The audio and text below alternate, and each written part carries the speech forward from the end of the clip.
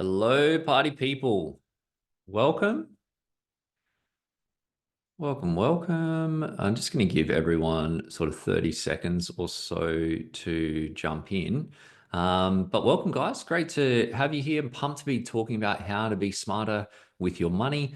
Um, Guys, look, just a little bit of housekeeping just while we're waiting for everyone to jump in. Firstly, if someone could just jump into the chat and just let me know that my slides and audio are coming through okay, that would be awesome. Perfect. Thank you, Martina. That was very quick fire. Appreciate that. Oh, cheers, guys. That's great.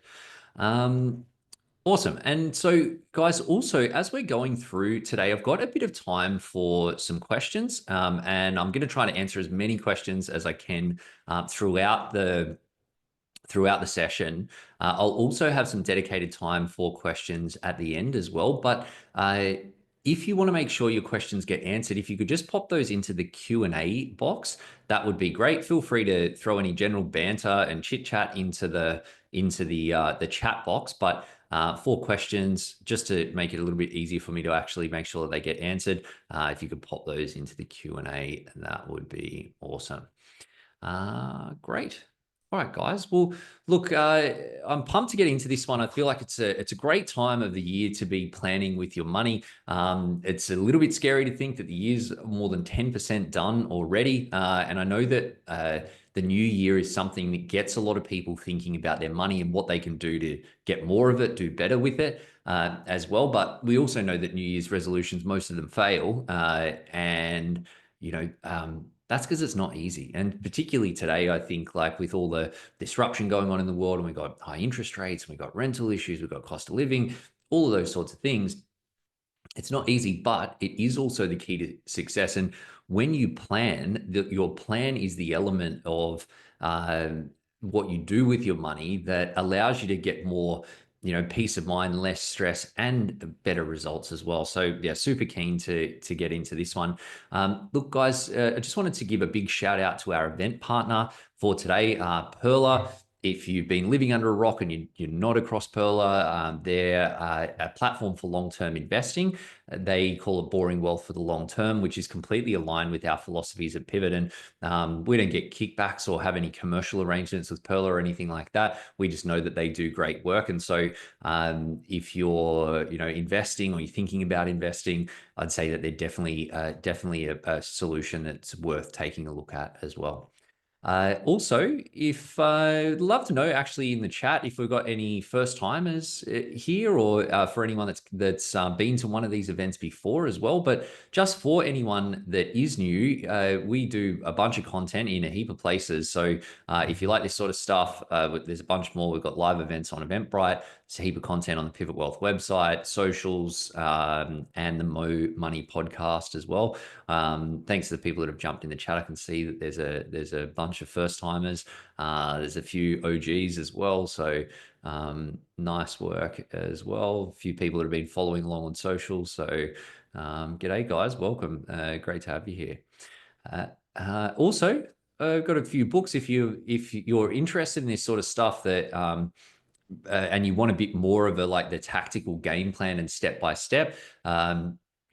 Particularly the Replace Your Salary by Investing book, where we sort of step by step go through how you can replace your salary with investment income. Maybe I'm not very creative with my book titles, but my latest book, Virgin Millionaire, is all about the different stages that people go through with their money and what you can do to level up. We're going to touch on a bit of that stuff today, but if you want to dive deeper, you can check them out on the pivotwealth.com.au/books, or Amazon or wherever you get your books from.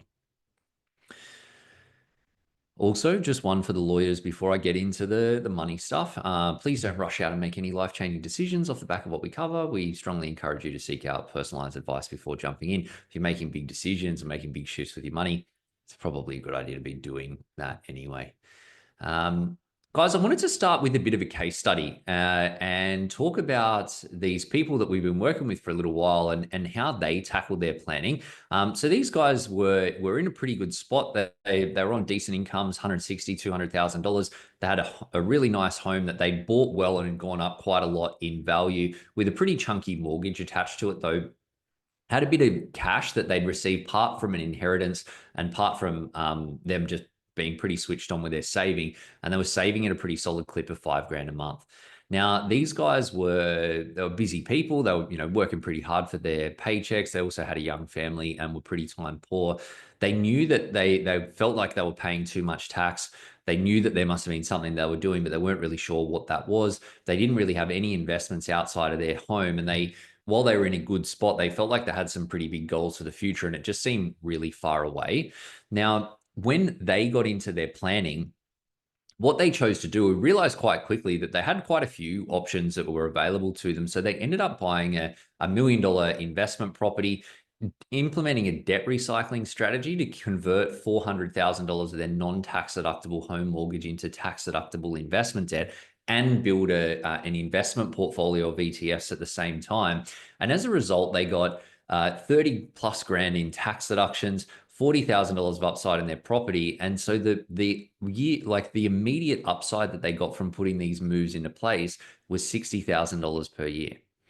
Now, that's a pretty big number. And obviously, these guys were in a pretty good spot to begin with. But, regardless of what the numbers are for you, to me, this shows the power of a good plan. Because for these guys, they knew that there was options. They had all these people that were telling them about different ideas and things to think about, that you should be buying ETFs, that debt recycling is a thing that's worth thinking about, that maybe buying an investment property was a good idea.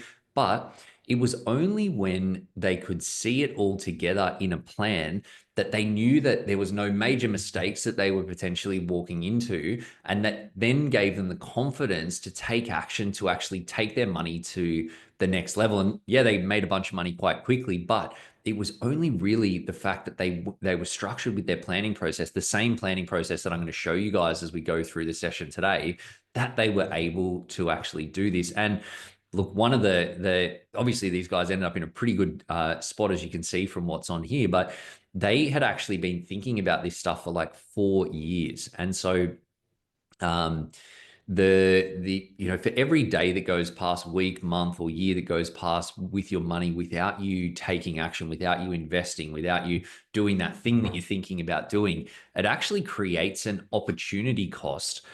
Because for these guys, they could have got that 60 grand a year 4 years ago. And if they had, they would have banked an extra 60 grand a year times 4. But that's $240,000 that would then be growing for them into the years ahead. So like when you compound that over a bunch of time, the numbers are really, really significant. And so, again, that's the power of having a good plan, and exactly what we're going to cover as we go through today. But look, guys, I know that it's not easy when it comes to money stuff, that, everyone's situation is unique, but there are some really common challenges that hold people back. The first one that I see, the biggest one, is probably information overload. It's like there's so much information out there, so many options. It's sort of like you're drinking from a fire hose, and it is a bit overwhelming. The second is that people struggle to find the right balance between how do you save for the future and get ahead for the future and still live well today. Both of those things are important to do, and you don't want to get the balance too skewed in either direction, but finding some level of balance is important, but it's not easy.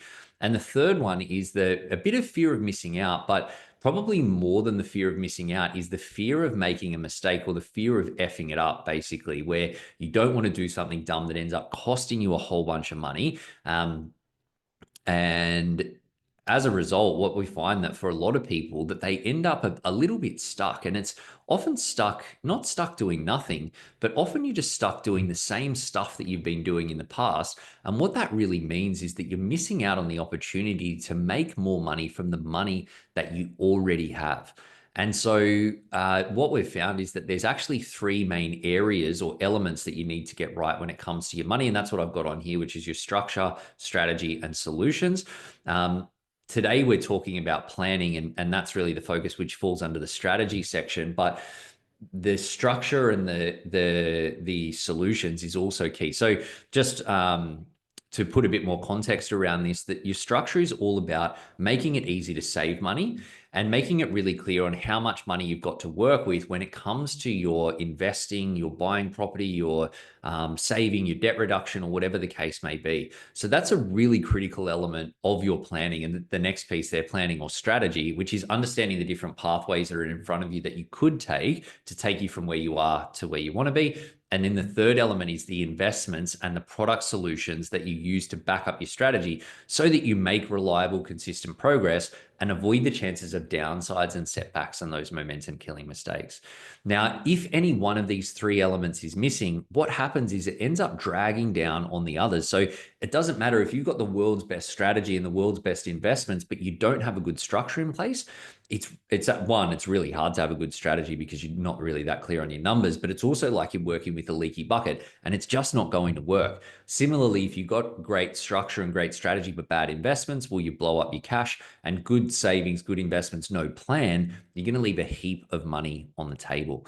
It's really crucial that we want to nail your planning. And that's exactly what I'm going to show you today. But I'm also going to touch on a couple of these other areas so that you can see the other pieces that fit in to that to make sure that you actually get the results that you want. Now, guys, before I get into the next section, I can just see that there's a couple of comments. So we are recording this session. We are going to share the recording back with you guys after. It's also going to be released on the Mo Money podcast coming up in soon. So you can follow there if you want to make sure that you get notified as soon as it's available. But I've got something special for the people that stick on live to the end. And also, my jokes are way funnier live. So, feel free to make sure you stick around to get that special surprise at the end, and also make sure that you're really ingesting the learnings as well. I'm going to get, I'll chat through this next piece and I can see a few questions, guys. I love those questions. Keep those coming through. I'll do this bit and then I'll field a few of those questions as well. Excuse me. All right. So look, the first thing I wanted to talk about is like around your planning and how you should be thinking about this, because I think when a lot of people think about planning, they think that, and they think about what success with money is, that they think it's just about investing. But the reality is that it's actually so much more than that. What success really is when it comes to your money is about being on top of your investing. It's also about your savings and your cash flow, your tax saving strategies, property strategy, debt strategy, risk management, keeping your focus, estate planning, target setting. There's a whole bunch of things that are there. So it's not just about having good investments, choosing good investments, or being a good investor. It's about all of these things that form part of your overall financial picture, because they're all interrelated. And so look, if you don't have a good plan that covers off on all those bases, the first challenge is that you're going to have no confidence to execute. And look, I am a financial planner. Today, we're talking about how to make good plans. And so I'm a bit biased. I love plans, but financial plans are actually worthless. A financial plan is not going to make you any money at all. It's only you taking the action that's outlined in the financial plan that will make you money. So when you start saving, you start paying down debt, you start investing, you buy an investment property, you crank your superannuation, you implement tax saving strategies. When you actually do the doing, that's when you make the money. And so the first issue is and this is what, on the flip side, what a plan gives you, the confidence to take that action. So without that plan, you're going to have the lack of confidence to take action and to execute your plan. You're also going to be unclear on how hard you should be pushing. How much you spend less money, then you're going to get ahead faster. But spending less money is not that fun. And there is a limit because you also need to live. And so you're unclear on how much you need to push. Without a good plan, you also end up missing out on a bunch of opportunities, things that you can do to get more out of the money that you've already got and to ultimately get ahead faster. You also end up not really fully achieving your financial potential and leaving a whole bunch of money on the table. Now, what I've got on this slide is the process that you can follow to put a rock solid financial plan into place. This is the same process that we guide our clients through at Pivot Wealth when we help them with their one-on-one financial planning, but it's the exact same process that you need to follow, even if you're rocking your plan yourself. And so I'll step you through each of the elements of this in turn. The first thing that you want to focus in on is getting laser focus on what's actually important to you and what's possible and how you're going to tackle things. That's sort of like what we're doing today. You want to be fully dialed in, know the approach that you're going to follow, know the key things that are important, and that sets you up for success with every step that comes next. The next piece is that you've got to clarify all of the different moving parts when it comes to your money. So, what is your income? How much are you spending? How much money have you got left over? How much have you got in it? Your savings account, your investment account, your credit card. All of those different financial things that impact your position today, or that dictate your state of play today, as well as looking a little bit ahead to say, well, how are things changing moving forward from here? And one of the things that you need to be particularly mindful of is, are things changing over time? And if you're thinking about starting a family, or if you've got kids, it's likely that you will have different costs like daycare, school costs, mat leave, part-time work, full-time work, all of the joys that come with doing that. Or you may be, changing jobs, changing careers, moving into state, starting a business. If you've got things on the horizon that are highly likely to change, and you know broadly what those changes are going to look like, you want to build that into your baseline, because it's the baseline that you then build your plan on the top of. And so that ties into the next element of the planning process, which is all around your strategy.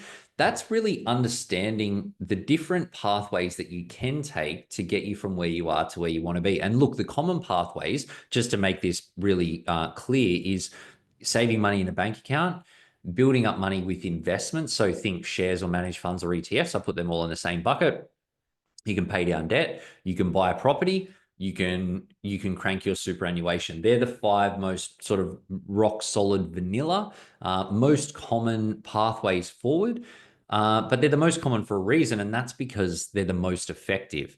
And so what are those different pathways? Now, when it comes to buying property, there's a lot of different ways that you can do that. You can buy a property as your own home, or you can buy it as an investment property. You could spend $500,000 or $750,000 or $1.5 million. So the numbers will be a little bit different, but essentially, what are those pathways forward from here? The next step from there is to choose, is part of this strategy piece, is to choose the pathway that you're most comfortable with, where you're comfortable with what it means for your ability to spend and live the lifestyle you want in the short term. And you're also comfortable with where it's going to get you over the medium and longer term. From there, you just need to put it all together into a plan, which is basically what are the 13 or the 23 steps that need to happen to turn your ideas into the outcomes that you want. And then once you follow through that action plan, that's what we do in the automate piece, where you're trying to automate as much of this as you possibly can. Automate your savings plan, automate your investing plan, automate all of the different elements, because the more that you can automate, the more you're setting your default outcomes as success and the results that you want.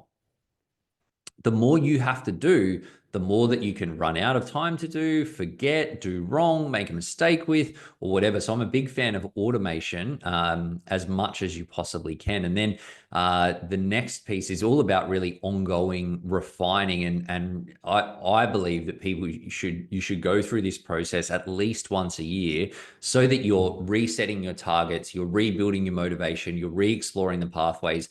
And it's amazing how quickly things change.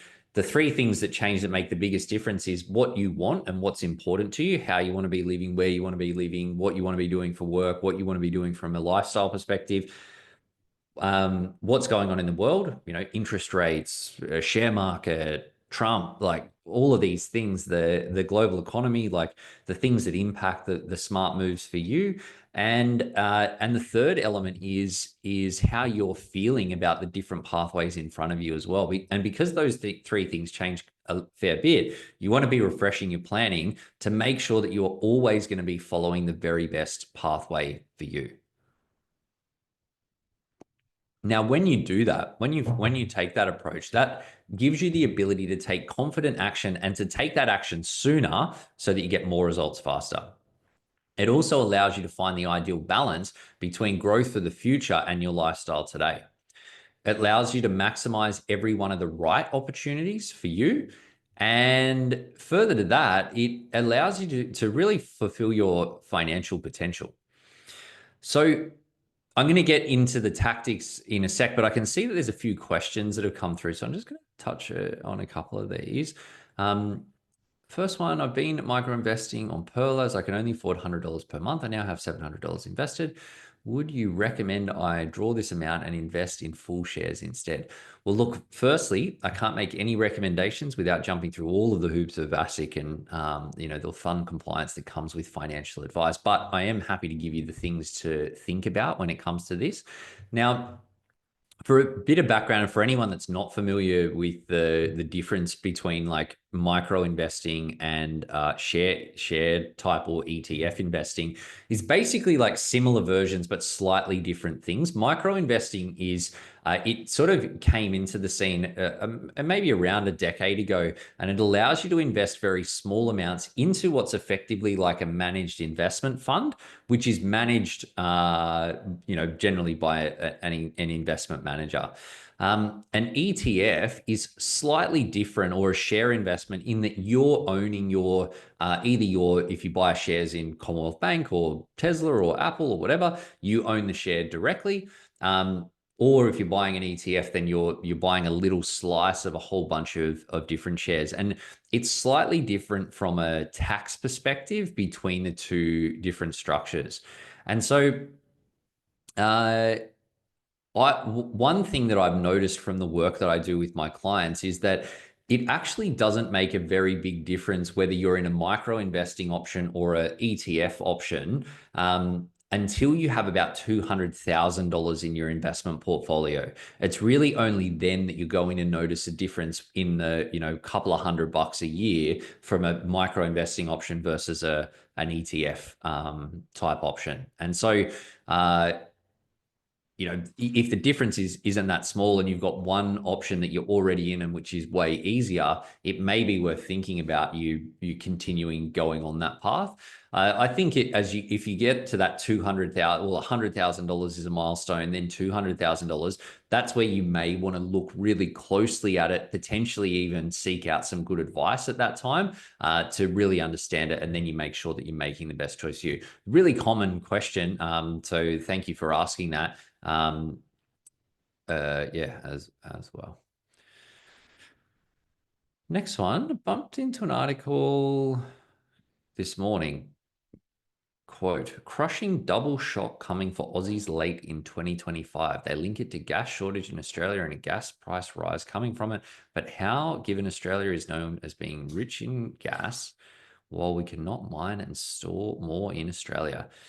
Look, I'm a financial expert, not a gas expert, but and it sounds like that headline from the crushing double shock coming for Aussies. It sounds like a Daily Mail or a news.com special or something, where it's very emotive, I suppose, in terms of the headline. I think the Australian economy, as I said, I'm not a gas expert, but the Australian economy is in a very robust position, I think, relative to a lot of other economies in the world. We've got a lot of good things for us.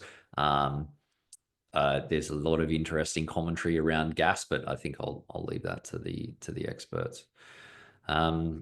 Another question here.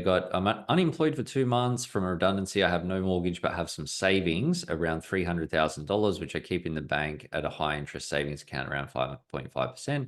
Should I look for an investment that would give me more of a return, 8 to 9%? Given I'm unemployed and not sure when I secure a job, what should be my strategy? Look, again, I can't make any recommendations, but I would say that when you're between jobs, it's important to ensure that you've got enough money to cover your living expenses, just to sort of state the obvious there. And so, and then beyond that, it's generally good when you're investing, it's a good idea that you've got an emergency fund in place that allows you to, have peace of mind, or know that you've got risk protected, for example, if you get made redundant from your job. But if you've got money and you know that you want to have it invested and it should be invested for the longer term, then, if you look at the difference, but money that you hold in a bank account means that it's essentially going backwards after taxes and inflation, because any interest income that you earn on a bank account is taxable. So you're losing, 30 to 50% of your interest income in tax. And then on top of that, you've got the impact of inflation. So at best, it's standing still. At worst, it's going backwards. So,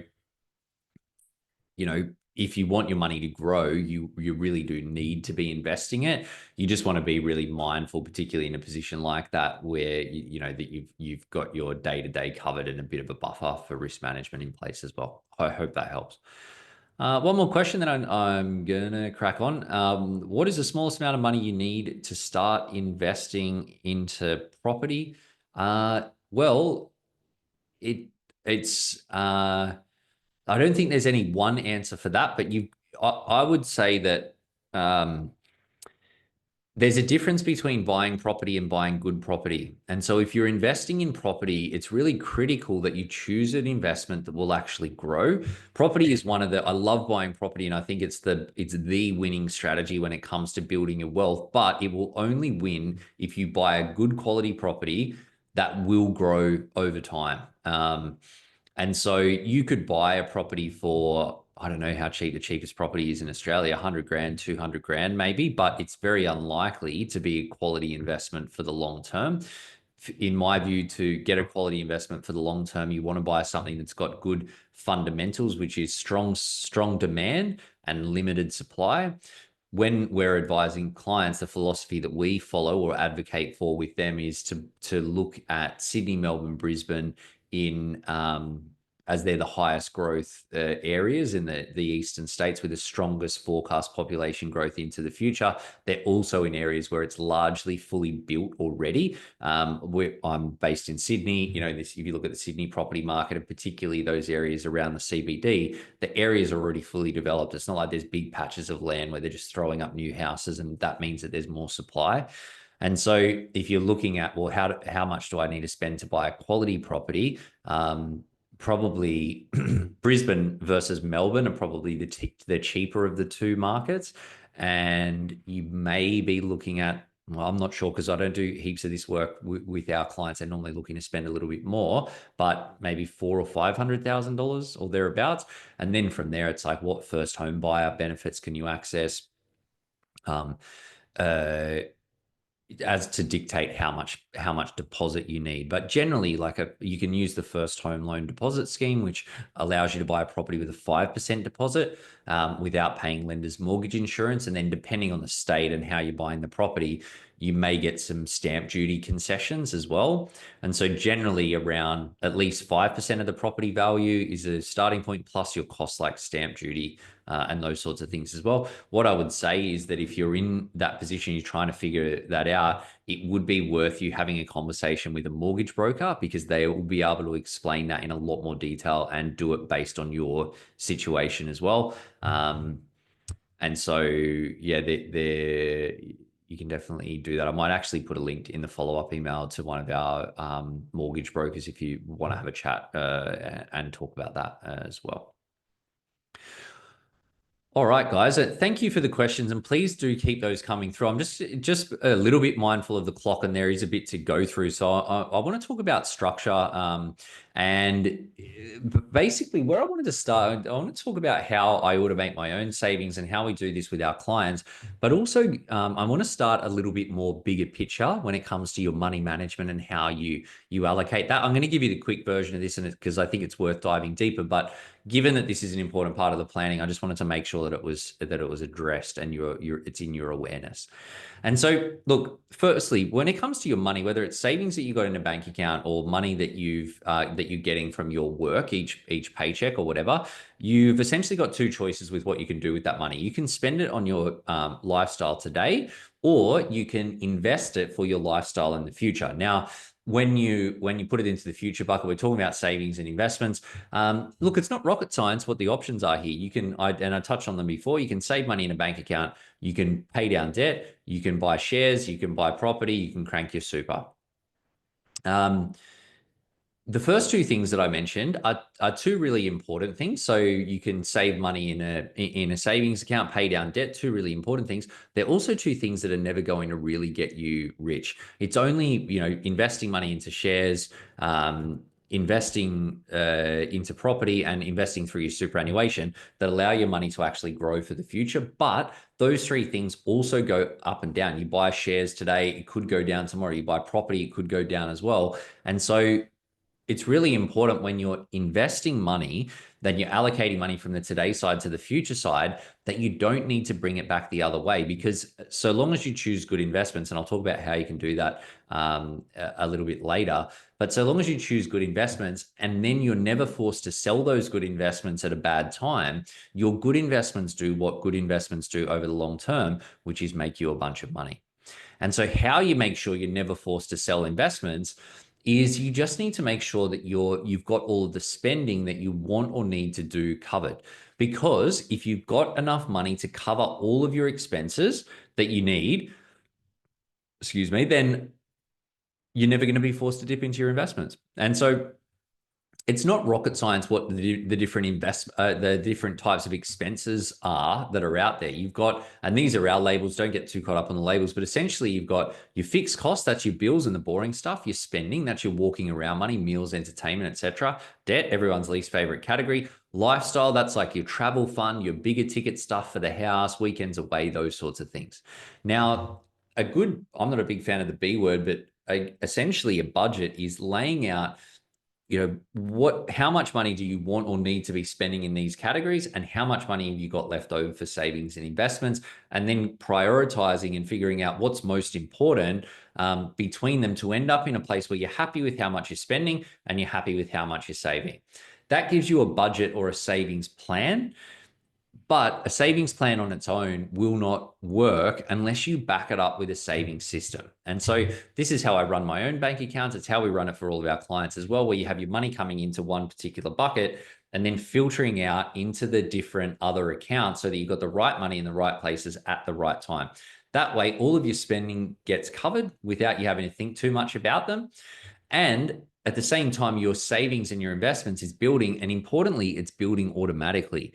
Now, today we're talking about how to plan smarter with your money, and this is really the real I suppose the key input that is going to make a significant difference, particularly when you're in the early days of your saving and investing. How much money you're dedicating to your savings and investments, and then what you're ultimately investing into, is the biggest influence on how quickly you get ahead. And so getting this right goes a really long way to getting the results that you want from your money. Wanted to share another story. While we're on the topic of savings, I just see one question here though from Kim talking about who do you bank with that gives you so many buckets or accounts to put aside? I've got a couple of different banks, but I use Macquarie. So Macquarie have a lot of fee-free bank accounts for me personally, and then I have my spending account is with a separate bank with the Commonwealth Bank. Been with them forever just because I was a Dolomite kid or whatever. But having that little bit of separation for me, I find is really helpful, because I really just look at my CBA account every week. That's my pocket money. And then everything else just takes care of itself. And I just check in on that stuff periodically. One other question about having redraw as your main bucket, only bucket. Look, I would say on that one that redraw versus offset can be it's looked at differently from the eyes of the ATO. And so I've seen people where this can be an issue is that if you're paying money into your mortgage, directly into your mortgage, and then it sits there available to you as redraw, if you then redraw that money to upgrade your property in the future, because you're redrawing to buy your own home, the debt is not tax deductible. It's something that confuses a lot of people. And so if you had, say you had $1 million mortgage and you paid down half of it, and then you got $500,000 in redraw.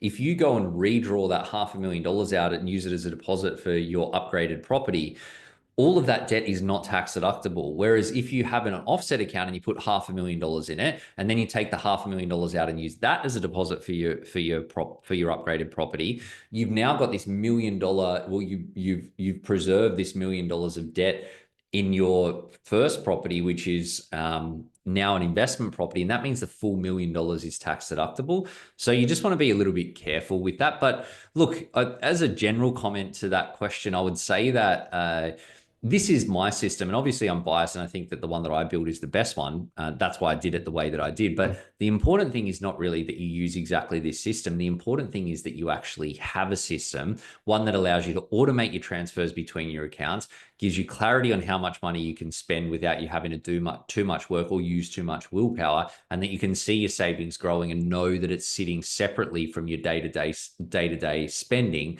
so that you're motivated to keep going down the path. So those are the ingredients. I've seen a lot of different variations. I have found this one to be the most effective. That's why we continue to do it this way. But at the end of the day, you just want to have a system that works. All right, so this story, pretty simple one. It was a young guy that was just starting to hit his straps from a career perspective. Pretty simple situation. He just had 45 grand sitting in cash and was saving $2,000 a month.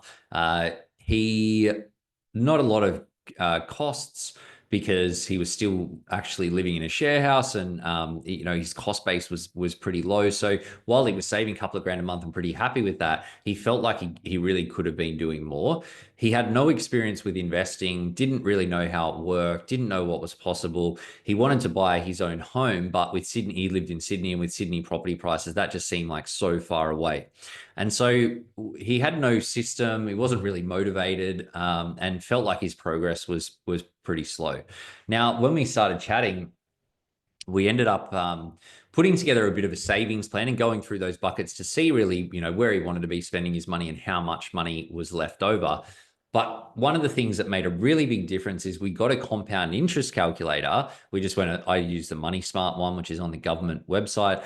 And we looked at, if he was to invest different amounts of money, both of the cash that he had sitting in savings, as well as his regular savings that was coming through each month, how that money would actually grow in over like a year, 5 years, 10 years into the future. Now, as a result, he did two things. Firstly, he increased how much he was saving or reduced how much he was spending, so he could increase how much he was saving by $1,000 a month. Then he invested a bunch of the money. He kept a little emergency fund, but invested a bunch of the money that he had in his cash savings account, and ended up investing a total of $61,000 over the course of the next 12 months. Now, he was pretty young. And so when we extrapolated this out to say how that money would grow by age 60, that would grow to $3 million, or just over $3 million, based only on the long-term share market average return, sort of like what you get with an index fund. And so he had no idea that all of this stuff was possible, but basically in the period of 12 months, he went a really long way to setting up his financial security for the future. Now, keep in mind that I think he was only about 20. And so by age 60, we've got inflation to consider. And so $3 million then is not going to be worth the same as $3 million today. But having $3 million is still going to be a lot better than not having $3 million. And so he was stoked. But the thing is that the only reason that he was able to have the confidence to do this is firstly because he knew what his numbers were. Secondly, that he had a plan in place, and that's what allowed him to actually take the action based on this. And I have no doubt that we just met him actually through chance through one of our events, that if we hadn't started that conversation and then we'd met 12 months down the line, he probably would have been in a very similar position with just a little bit more money in his savings account. And so once again, this is the power of being smart with how you tackle your planning. Now, I wanted to talk a little bit about solutions and the different investments that you can use. And I want to start with an example talking about the power of time and the power of compound interest, because most people don't really understand this. And even the ones that do don't really use it to its full potential. Now, for this example, I want to talk about someone starting with $0 in their bank account today. That person was to save and invest $1,000 every single month. So over the 12 months over the course of a year, they're going to save 12 months at $1,000, a total of $12,000. What that means is that over a 10-year period, you've got 10 years, $12,000 a year, $120,000 that you've saved and invested. And I've showed how the money would grow based on the long-term share market return, which is the power of compound interest, which is essentially like the return that you would get on an index type fund that tracks the share market and tracks the share market average return. The long-term return on the Australian share market is about 9.8%. It's a little bit higher in the US, particularly at the moment. But long-term return, pretty reasonable assumption. And while the past doesn't predict the future, and I was never here and this never happened, but it gives us a pretty good insight here. And so if you'd done this 10 years ago, you would have put in a total of $120,000, but your money would have grown to be worth about $202,000. So you got about $82,000 in growth. And look, that's a pretty good result. You've almost, not quite, but you've more than one and a half. You've all more than added half to your money, almost sort of doubled it. But it's only when you keep this going that you see that the compounding really amps up. And so over the next 10 years, you would have put in a total of 240,000, but you've now got almost $750,000. So now in the first 10 years, the difference between how much you put in and how much your money is worth is like 80 grand. In the second 10 years, the difference ends up being $500,000. Then in the third 10 years, or at year 30, you put in a total of 360 grand. It's now worth 2.1 million. And after 40 years, $480,000, it's worth 5.9 million. So more than 10x the amount of money that you put in. Now, this is saving $1,000 a month. And I get that in a cost of living crisis, it's not necessarily the easiest thing to do, but it's something that is possible for most people, maybe not immediately right now, today or tomorrow, but it's something to work towards in the pretty short term. If you want, you can make it happen. And you see that the results are pretty powerful. Now, in contrast, what I've done is I've got another example where instead of starting today, you sit on your hands, you don't start, and 10 years goes past. You then start saving and investing at the same level. And so you can see that after 10 years, we've got the same results here, but we're 10 years behind. And basically, if you look at the results, like after 30 years, you've got $740,000 compared to $2.1 million. So it's like $1.4 million less in 30 years time by starting just 2 years behind. And the only difference to how much money you put in 120 grand less, but you've got $1.4 million less. Like, that's a huge difference. And that's the power of taking action, the power of time, but the power of getting started. And so, like I said, like a lot of people don't understand compound interest, but it is super powerful. So you want to make sure that you're using it to your advantage, because I can tell you from experience that compounding either works for you or it works against you. There's no in between with this stuff. Either you're taking action moving forward and harnessing the power of this, or you're not taking advantage and you're just falling further behind, and you're going to have to do more in the future. So yeah, that's my pep talk. You have to get started. But what do you actually do? Well, I wanted to talk through the different investment options, the things that you can do. We've got shares, managed funds, and ETFs in one bucket. We've got property in another bucket, and we've got crypto and startup investing in the third. Now, share type investing, I touched on some of this stuff already, but share type investing is really great because you can start small. The overall returns on shares are better than cash, and it's nice and flexible in that if you do your budget and you say, I can save and invest $50 a week or $100 a week, you can do that this week, next week, the week after. But then if something changes, you can change how much money you're investing. That's different to property, where you buy a property, you're committed to that mortgage. You have to actually do it. It doesn't matter what's going on. It's like you've got to make that mortgage payment month on month on month. And so that's why the flexibility that you get with shares is really quite powerful. Now, that all being said, property, and I touched on this before, that it does tend to win over shares. And the reason that property wins is because of the power of gearing or the power of leverage, where when you buy a property, you save up a small amount of money and then you go and borrow a bunch of money from the bank. And then you get an investment that's much bigger than you can get with just your savings alone.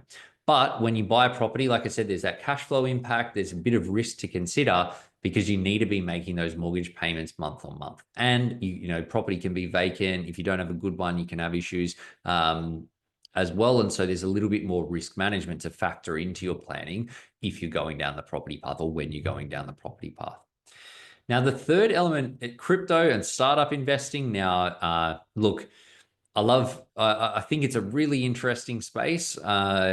I personally, I have a little bit of Bitcoin in my investment portfolio. It's really kicking butt at the moment with, the rise in the price of Bitcoin.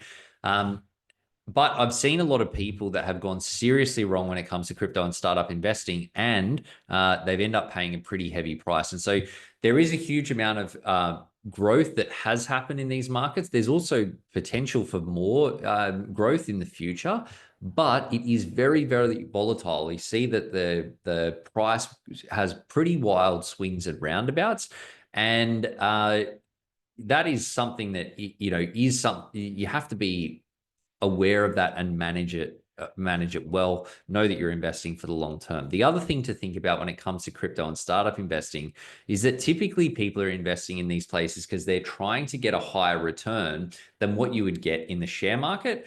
And when you look at that previous example that I shared, where you've got you're putting in $1,000 a month and you're ending up with $6 million, there is a strong argument to say perhaps you don't need more of a return than what you get from crypto investing as well, or you don't need the extra risk that comes along with it too.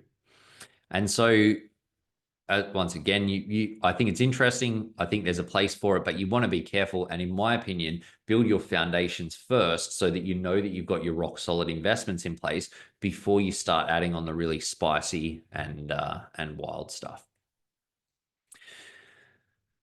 Now, calling out that when it comes to investing like this, these are the different types of investments that are out there, but tax is the biggest opportunity and the biggest potential roadblock. So when you're investing, it's really the after-tax return that you get, the return that you get after you pay your annual donation to the ATO, that really matters. And so you need to be smart with how you're investing. You only get one tax rate, right? And so when it comes to your investing, you get one tax rate for your employment income, your interest income from bank accounts, dividend income from share portfolios, rental income from investment properties. All of that income all adds together and gets taxed at your marginal tax rate. But the tax rates are different. Like when you invest, you don't need to own your investments. You can invest through a bond, through a company, through a trust. And when you do that, the tax rates are different for what's called a tax entity as well. And so, these are the personal marginal tax rates here. You see that it starts at 0%, the first $18,000 that you earn, and then it goes up to 18%, 32%, 39%, and ends up on 47% for income earned over $190,000. Now, the average income in Australia, well, average income is like 100 grand. The median income is about 70 grand.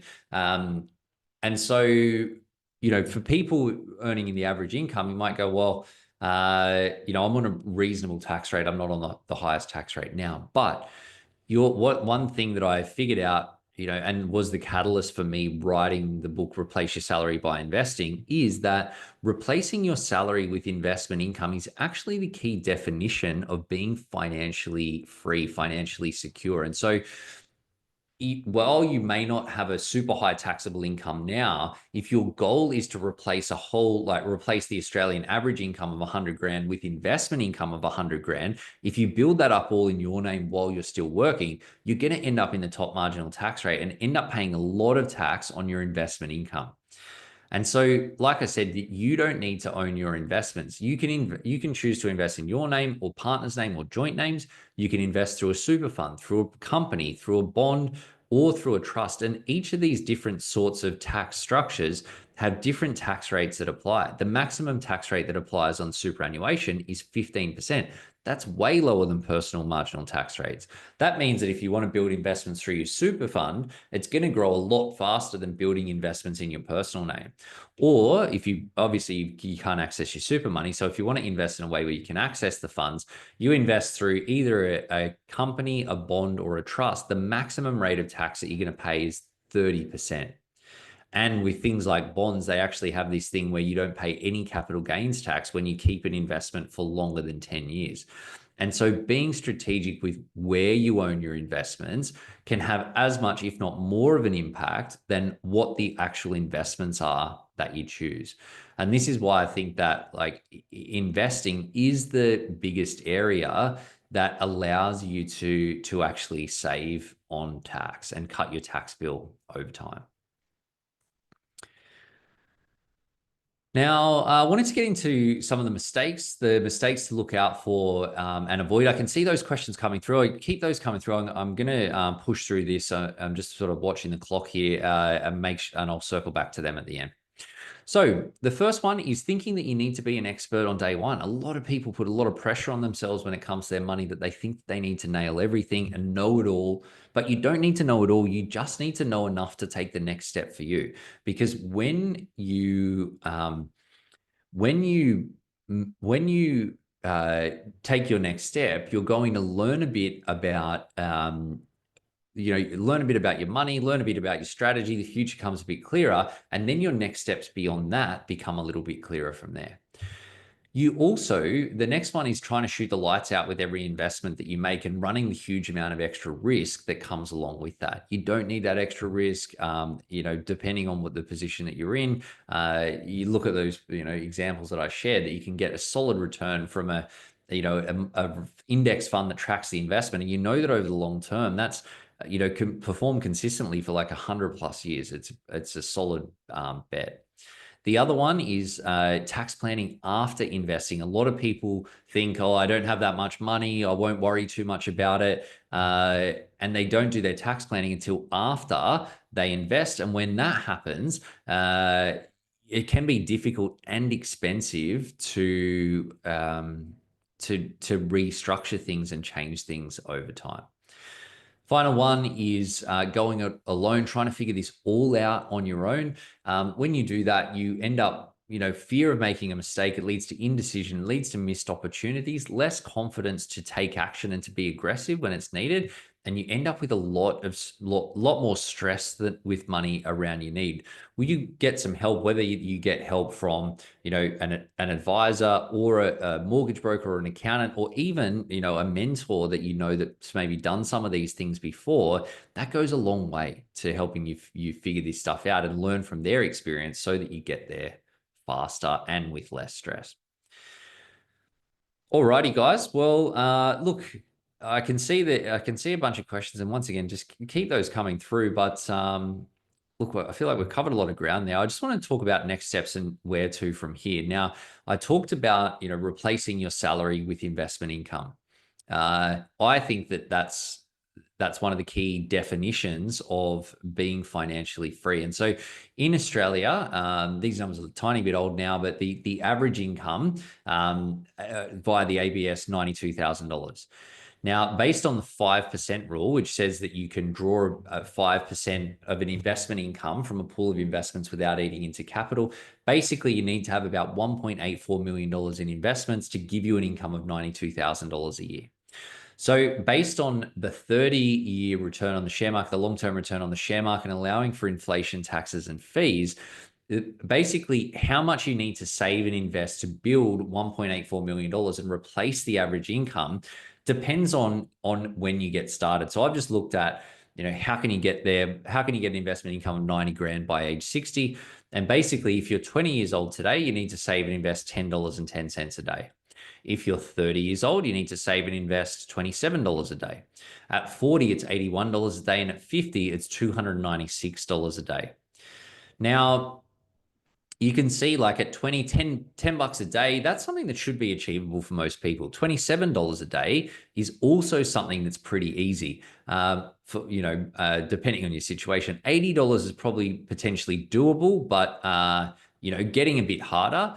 And then $96 a day, it's, most people don't earn that, let alone have enough money to actually save that as well. And so the sooner you start, the easier it is, and the less you have to do and the less that you have to sacrifice. And so I wanted to share this model, which basically talks through this and getting from where you are to future state when it comes to your money. Now, basically this model, it says you're going to, somewhere in the future, you're going to be in the spectrum of some people doing really well, other people are doing not so well. Now, when people think about getting from where they are to future state when it comes to their money, they think about it like a straight line. But because of the compounding impact of time and money, it's not a straight line, it's actually a curve. And so if you're not 100% on track to end up exactly where you want to be with your money, you need to do some stuff and jump the line. When you do, that means save a little bit more or invest a little bit or pay off that bit of debt or buy that property or whatever. And when you do that, once you're on track, then you just need to take the next step and the next step, which is easier because you're on the path.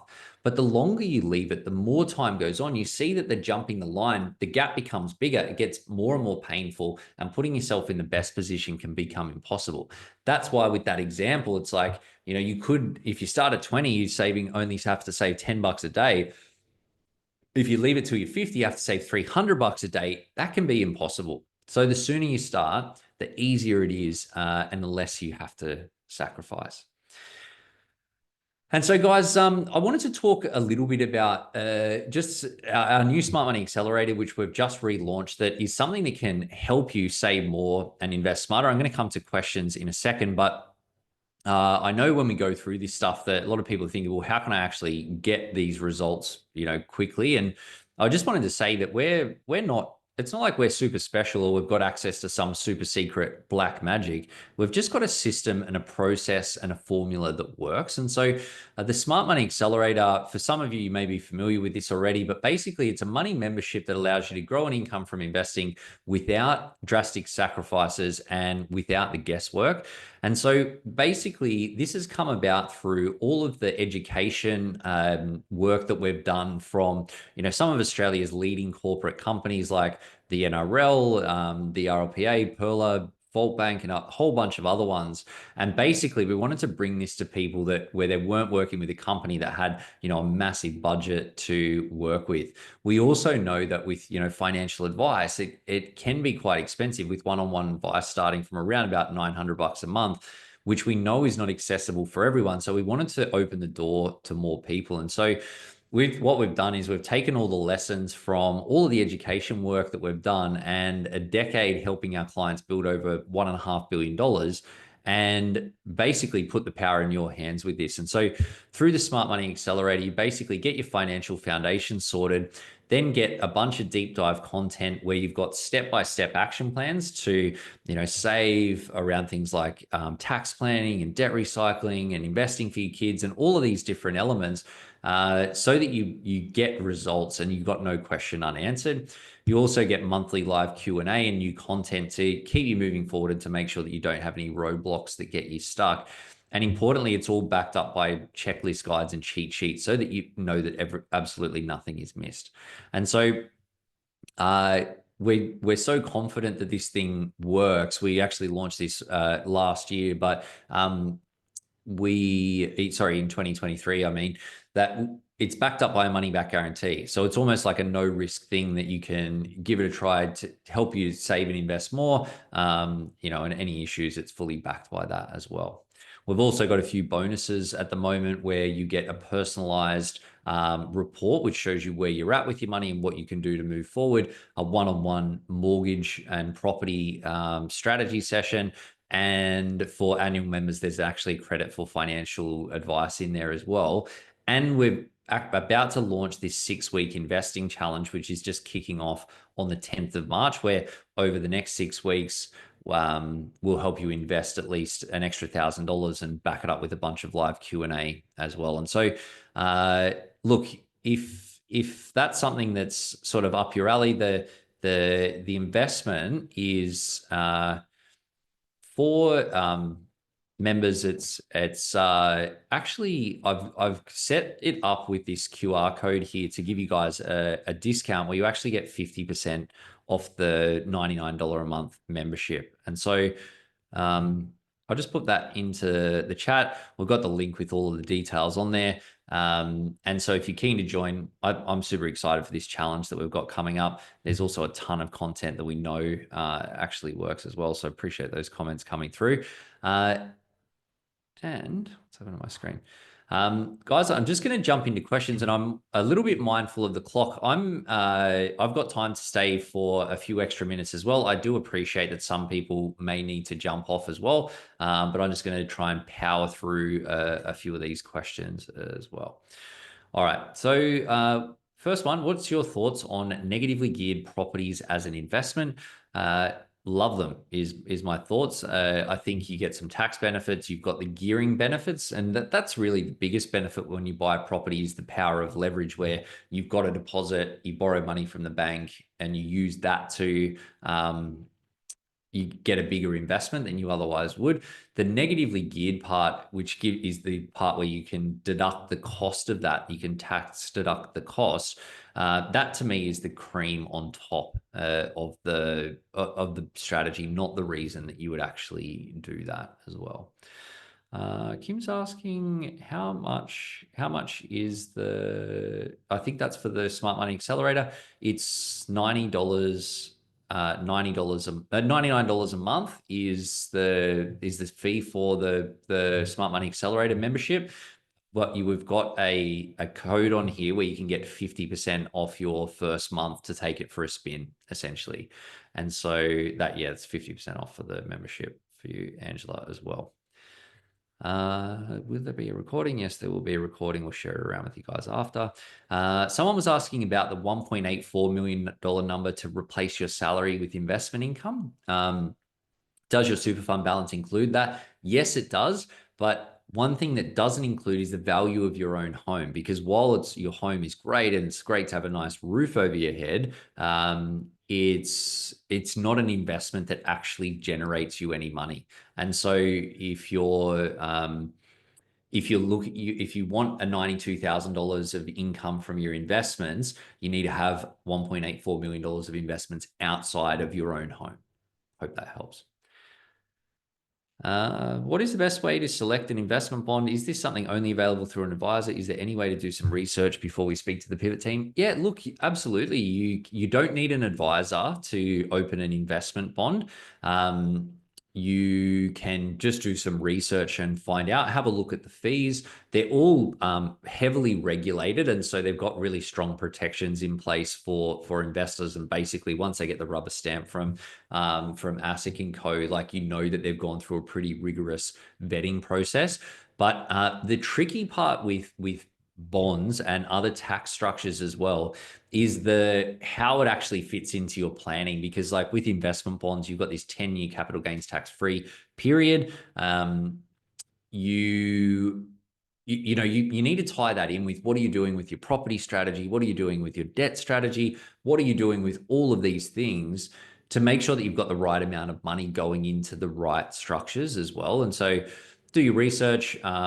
We're happy to have a chat, if you think that the time is right. But you don't need an advisor. It just can be helpful depending on what else is going on with your money as well.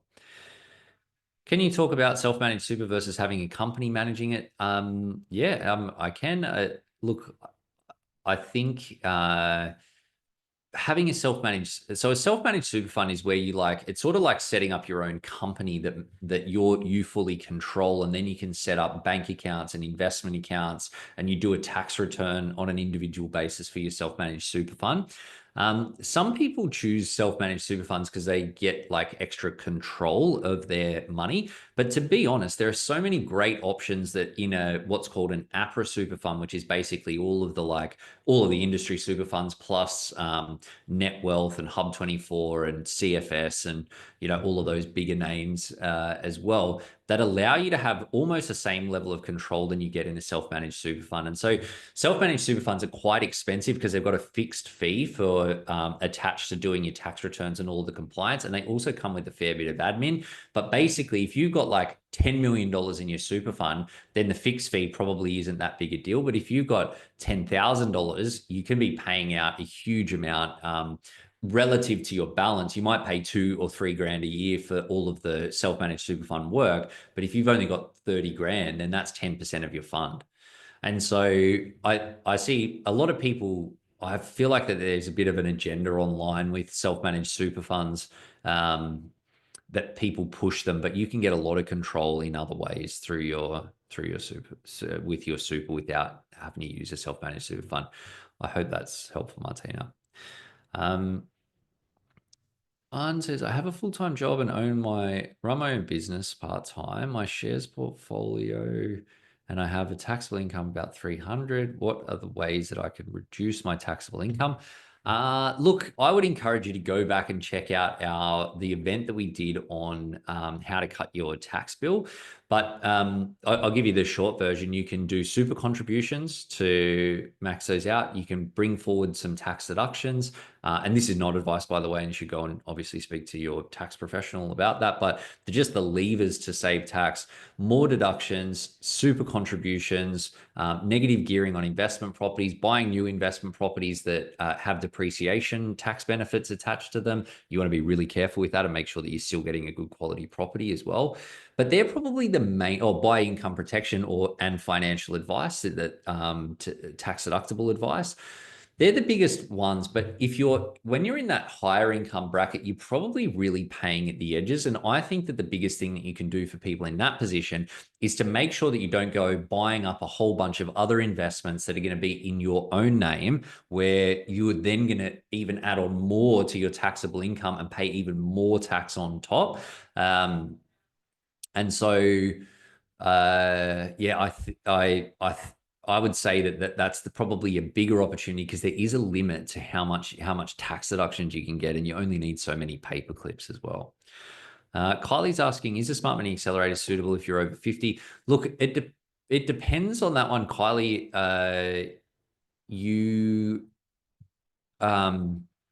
If you're getting close to retirement, that's where you want to be really dialed in around your retirement planning. And the focus isn't so much on just building your investments.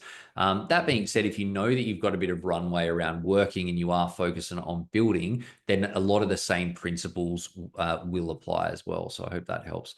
Kim's asking where we can find your savings plan. That we go through all of that stuff end to end in the Smart Money Accelerator. It's all packed up and unpacked and backed up with templates and all of those sorts of things. As well. Yeah, so I'll put that in.